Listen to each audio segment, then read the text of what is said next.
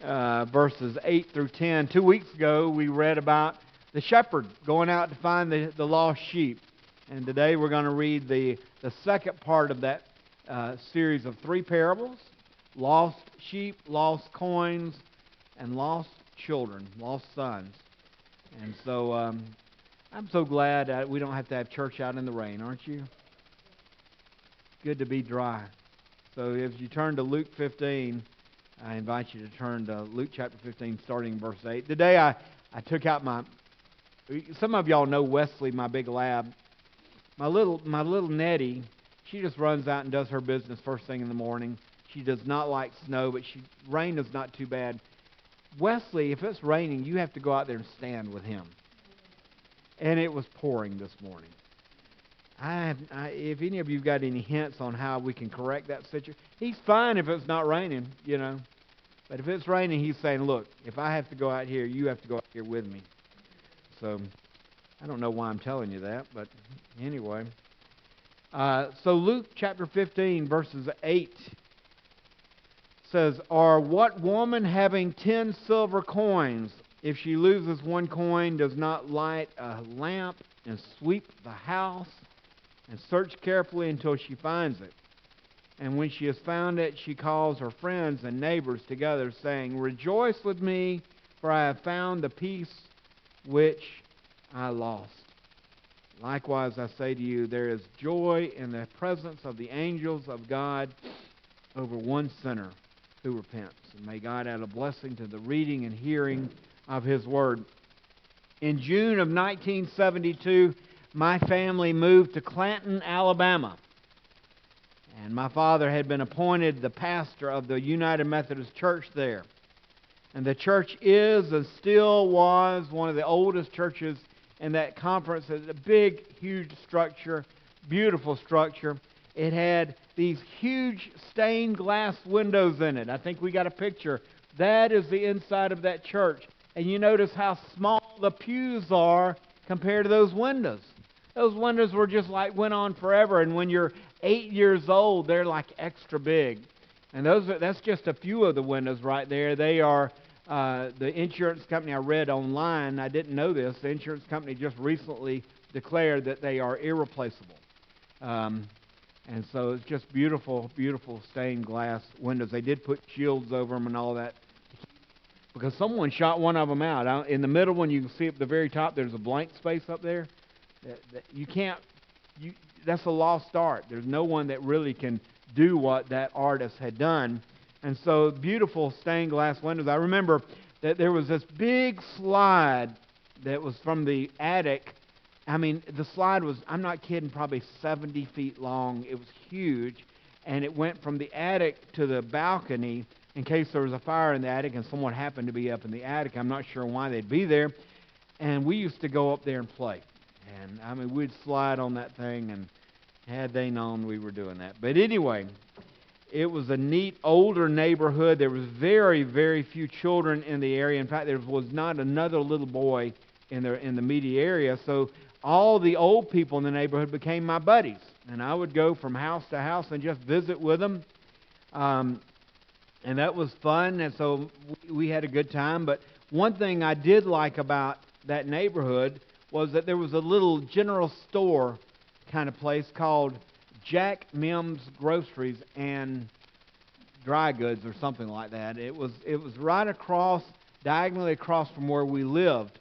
And my sister and I would go out, and bear in mind this is 1972, my sister and I would often go over there, and if we had a quarter, we could buy a Coca-Cola and, in a real glass bottle. You remember those? Not the plastic. They didn't have plastic ones back then. A real Coca-Cola in a glass bottle, and you could buy a Baby Ruth candy bar, all for a quarter.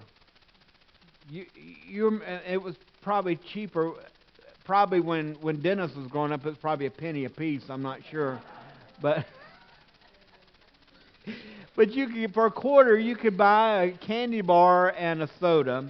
And they weren't the little candy bars they sell now. You remember Baby Ruth? Everything used to be bigger. I saw a cereal box recently that said, same low price, but the box was only about that big, you know. I mean, it shrunk, you know. So, so we could buy that, but if you only had a dime, you could still get a candy bar. Candy bars were a dime. And even if you only had a penny, you could still buy a piece of bubble gum, or you could still buy a Jawbreaker, or you could still buy a Fireball, or one of the little single pieces of candy. And so a penny actually meant something in those days. It could buy something, it was valued, and 10 of them, just 10 pennies, could buy a candy bar. What can a penny buy now? I really can't think of anything that a penny can buy nowadays. I tried. I can't think of one thing a penny. Any thoughts on that? What? A what? Oh, really? Well, okay. I probably need to go ride the little horse, okay? If you see me, I'm going to blame you, Amy. I'm going to say, you know, Amy told me to come ride it for a penny, okay? But you know, I can't think of anything tangible that you can put in your hand that you can buy for a penny these days. In fact, I read a while back the value of the copper in a penny is worth more than a penny. You know, the value of the copper in a penny is worth more than a penny.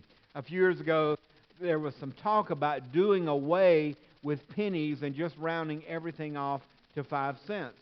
Probably not a bad idea, but then again, what can a nickel buy nowadays? Not much, you know, not much.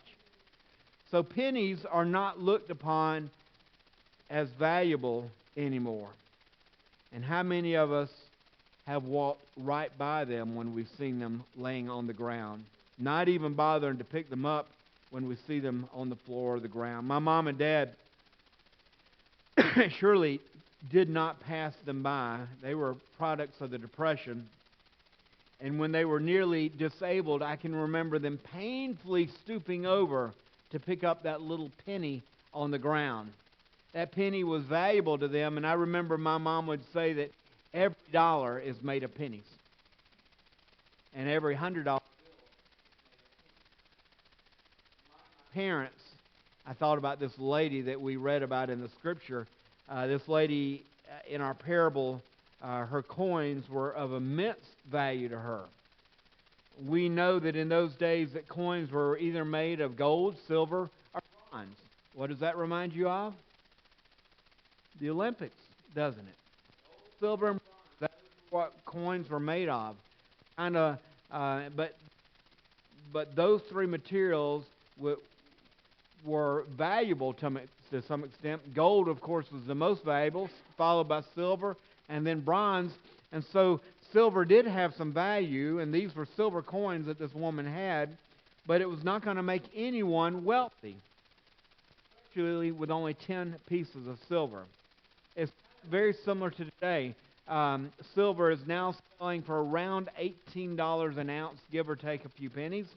And so if you have 10 one-ounce pieces of silver, you have a whopping $180, which is good if you're hungry, but it's probably not going to pay your mortgage payment, okay?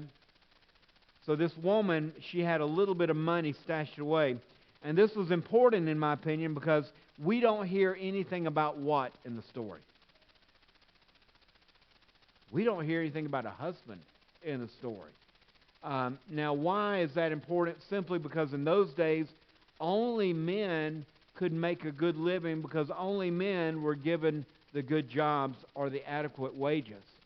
In fact, women were often not allowed to work outside of the home.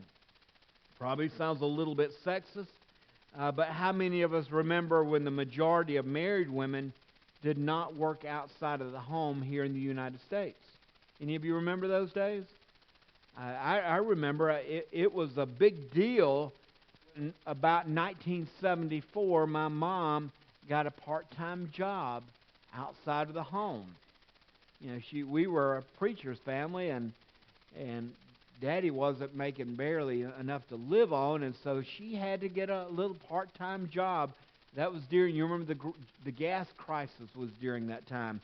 Things were going up in price. When gas goes up, everything goes up in price. And so she had to go get a job. And that was kind of a big deal. I remember Mom and Dad talking about that as if, this is something that we need to really think about. Should you be working outside the home? But she did, and since then, times have changed. However, it was extremely uncommon for a woman to work back then in Jesus' day unless they were widows, and even then they worked for the lowest possible wages. You remember the story of Ruth and her mother-in-law Naomi, who were out, their husbands had died. What did they do for a living? They went and picked up the wheat that had fallen after the harvest. Because if they didn't do that, they would starve. That was kind of their little bit of job. That was their stimulus package. And so to have 10 pieces of silver saved up was pretty important. This was her security. This was her life savings. This was the money that would help her get through the difficult times of life.